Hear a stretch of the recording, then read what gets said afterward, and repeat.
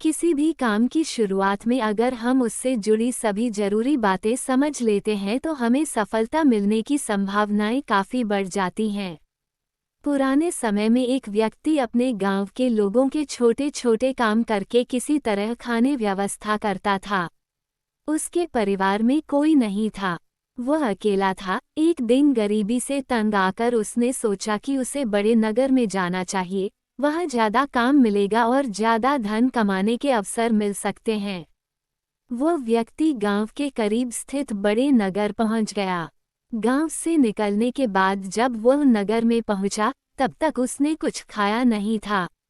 भूख की वजह से उसकी हालत खराब हो रही थी। उसने वहां के लोगों से खाने देने के लिए प्रार्थना की, लेकिन किसी ने उसकी मदद नहीं की। भूख से बेहाल होकर पर रास्ते में ही बैठ गया।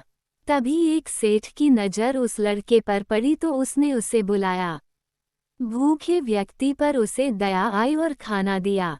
गरीब व्यक्ति ने सेठ से कहा कि आप कृपया मुझे कोई काम दे दें, मैं कड़ी मेहनत करूंगा, आपको शिकायत का कोई मौका मिलेगा।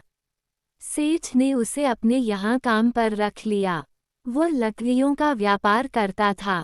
उसने व्यक्ति से कहा कि जंगल में पेड़ काटने का काम है, तुम चाहो तो ये काम कर सकते हो।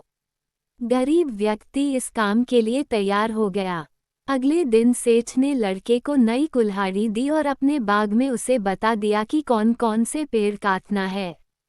गरीब व्यक्ति की नौकरी का पहला दिन था। वह जोश में था। उसने दिन भर में 15 पेड़ काट दिए। अच्छा काम देखकर सेठ खुश था। अगले दिन व्यक्ति सिर्फ 10 पेड़ ही काट पाया। तीसरे दिन उसने और ज्यादा मेहनत की, लेकिन उस दिन वह सिर्फ 5 पेड़ ही काट सका। ये देखकर वह निराश हो गया। सेठ समझ गया कि लड़का अपने प्रदर्शन से दुखी है।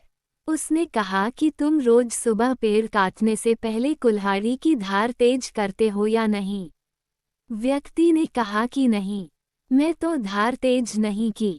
सेठ बोला कि इसी वजह से तुम कम पेड़ काट पा रहे हो।